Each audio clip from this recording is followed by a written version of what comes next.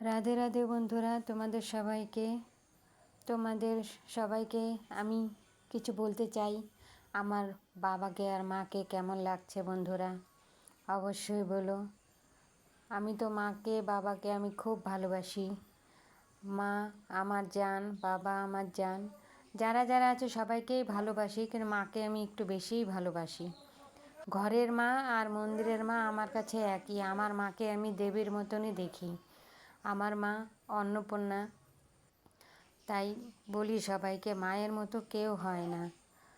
একটা ঘটনা বলি, ছোট্টখাটো। আমার জায়গার মধ্যে একটা শশা গাছ ছিল। শশা গাছে অনেকগুলোই শশা ধরছিল। তা যাই হোক, আমি শশা গাছটা না প্রতিদিন দেখতে যেতাম। তা আমি দেখিনি, ফলোই করিনি।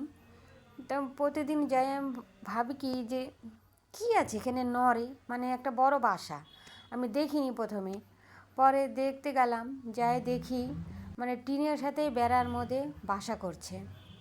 তারপরে আমি চুপ করে যাই দেখি কি ওই বাসাটার মধ্যে একটা ঘুঘু পাখি বসে আছে। তারপরে আমি দেখলাম, আমি কিছু বললাম না, আমি চলে আসলাম। তারপরের দিন আবার গেলাম, ওই দিন ডিম দেখছিলাম, হয়তো ডিমটা অনেক দিন নিয়ে বসেছিল। তারপরের দিন গেলাম, দেখি কি বাচ্চা হয়েছে। বাচ্চাগুলো একদম ছোট্ট ছোট্ট। আমি কিছু যাইনি, দূর থেকেই দেখতে পাচ্ছি। দেখতে পাওয়ার পরে ওই দিনও চলে আসলাম, আর দুটো শশা হয়েছিল গাছে, তুলে নিয়ে আসলাম। তখন পরের দিন আবার গেছি, পাখিটাকে দেখতেই গেছি ওই দিন। তারপরে গেছি, যায়ে দেখছি ঘুঘু পাখিটা নাই। তখন ঘুঘু পাখিটা নাই, আমার পাখিটা কোথায় গেল দেখি। তখন গিয়ে দেখি পাখিটা ওখান থেকে নাই। আর বাচ্চাগুলোর যে ছিল ওর মধ্যে, দেখছি বাচ্চা 4টা ডিম ছিল। 4টা বাচ্চা ছিল, ছোট ছোট ছোট্ট ছোট্ট, কোনো গায়ে আঁশ নাই। আমি কোনো দিন তো ওরকম দেখিনি, পাখির বাসা উপরেই হয়, কাছে তো হয় না, তার জন্য দেখতে পারিনি। তখন আমি ওখানে দেখতে গেছি, তখন যাই দেখছি, এত দেখে মনটা খারাপ হয়ে গেল বন্ধুরা। মা তো মাই হয়। তখন বাচ্চাগুলোর গায়ে এত পিঁপড়া ধরছে, বলার মতো না। পিঁপড়াগুলো না আমি ছাড়াই দিয়ে আসলাম। দিয়ে আসার পরে আমি আবার 1 ঘন্টা পরে আবার গেলাম, যে মাটা দেখি তো আসছে নাকি। তখন যাই দেখলাম মাটা তাও আসেনি।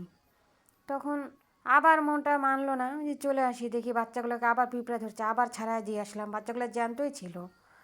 তখন আবার 1-1.5 ঘন্টা পরে গেলাম, দেখি মাটা আসেইনি। পরের দিন আবার গেলাম, তখন দেখি বাচ্চাগুলাও নাই। মনে হয় বিড়ালে টিড়ালে মাটাকে খাই ফেলছে। তাই বলি, মা তো মাই হয়, বাচ্চার জন্য কত মায়ের প্রাণ যায়। সন্তানরা কি সেটা বুঝে বাবা মাকে কত কষ্ট দুঃখ দেয়। তাই বলি, বাবা মাকে ভালোবাসো, বাবা মার মতো কেউ হয় না। সবাই বাবা মাকে ভালোবাসো, কোনো অভাব থাকবে না।